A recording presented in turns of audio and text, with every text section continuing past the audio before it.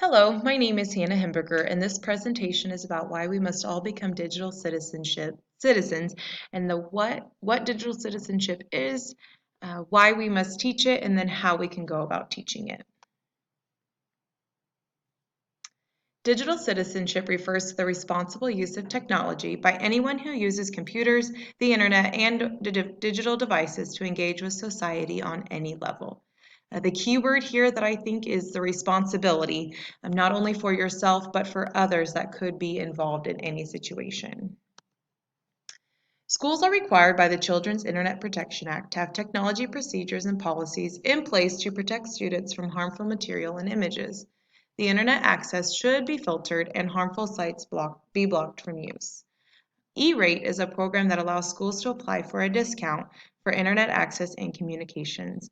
So it's very vital that schools are following the procedures needed and get those applications in for all of these access to these tools. Digital citizenship is so crucial because students in today's society are using technology more and more, not only at school but at home as well.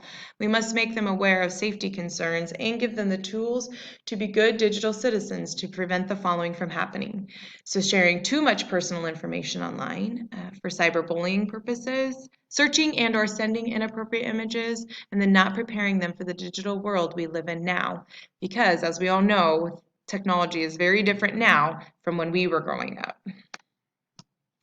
GoGuardian came up with 5 reasons as to why we should be teaching digital citizenship, and that is for digital literacy and understanding the information and using it effectively, for cyberbullying prevention, making sure that we have responsible online communication and etiquette, for online safety, protecting ourselves and others and their identity, for digital responsibility, making sure we're using technology appropriately, watching out for hackers and not hacking other people, not plagiarizing and or creating threats. And then finally for digital health and wellness, so taking a break from the addictiveness of technology.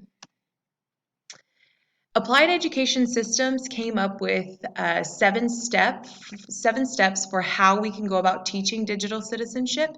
And the first step was empathy, so making sure that we understand how people talk and act when they are online.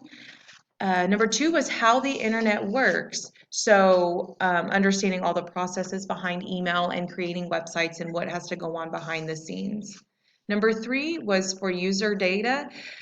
So websites using our data and how often we're clicking on things and or spending time on websites, which can be done appropriately or inappropriately by some people.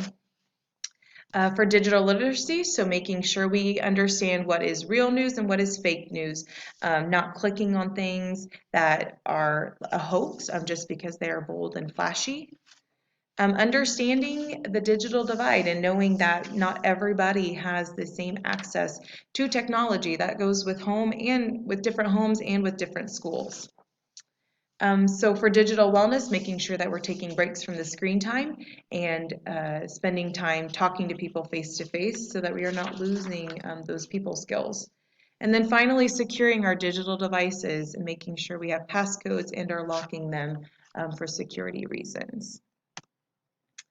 Joseph came up with an acronym for how he would, for teaching digital citizenship that is very similar to what I just went through. But he came up with, so remind students to be mindful of posts, encourage them to take a break from screens, accountability and making sure that we have reminders posted and are constantly talking to them about situations and what can happen and how to act.